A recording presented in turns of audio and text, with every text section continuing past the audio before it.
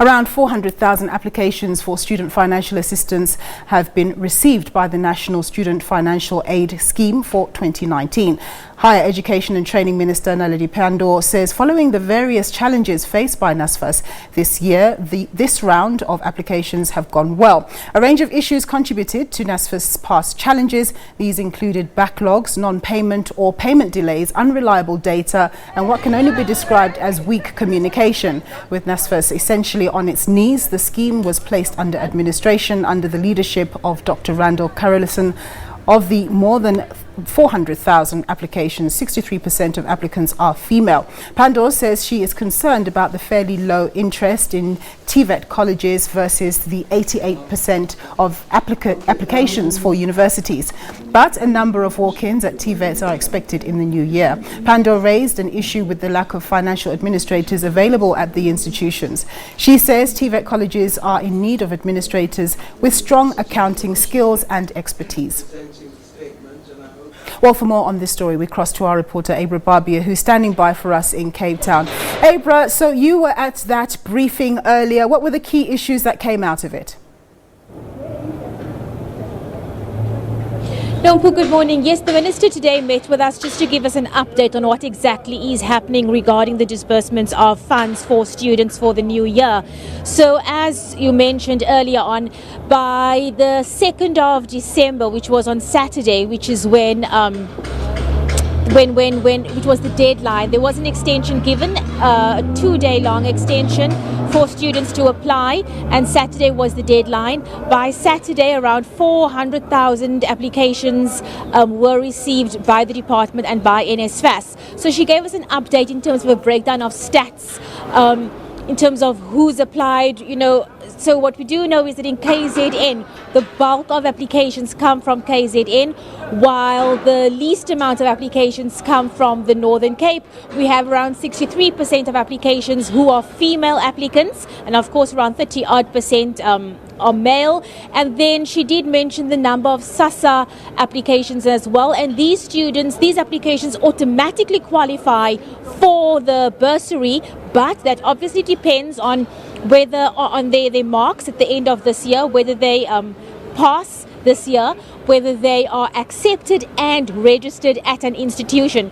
So if you are a SASA recipient, grant recipient, and you match those criteria, you will definitely be getting a grant from, a bursary from NSFAS. So it was just an update on where they are in terms of how far NSFAS has come. We all know about the ongoing challenges NSFAS has faced, accounting issues. What they discovered was that there was a backlog at the institution level, because what NSFAS would do is they would pay out the money to the various institutions, and from there the institutions would then have to pay the money out to the various students. But because of poor data, poor systems, just basically poor systems, very basic things in fact, students were not getting their money.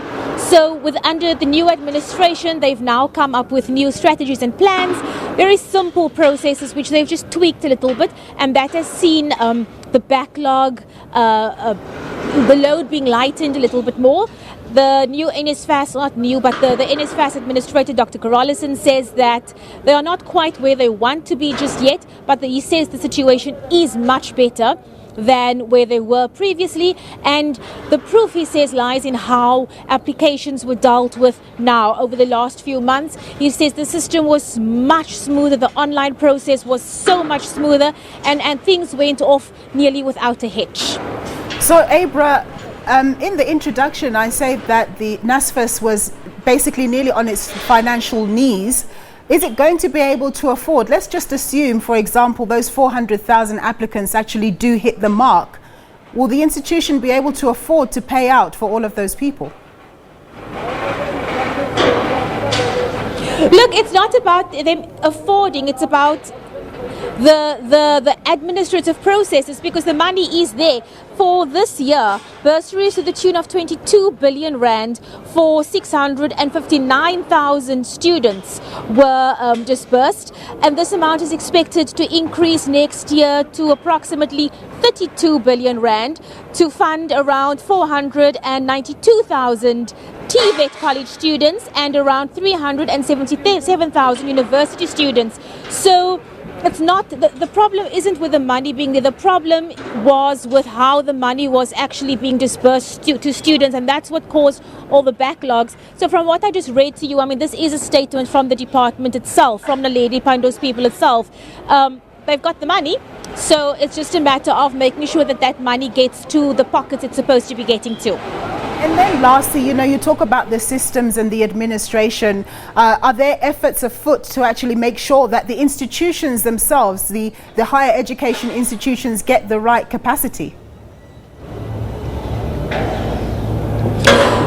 The administrator, Dr. Karolison, said something very interesting. He said aside from institutional issues, aside from systematic issues, aside from data issues, data capturing issues, he said the morale among NSFAS staff members was so low.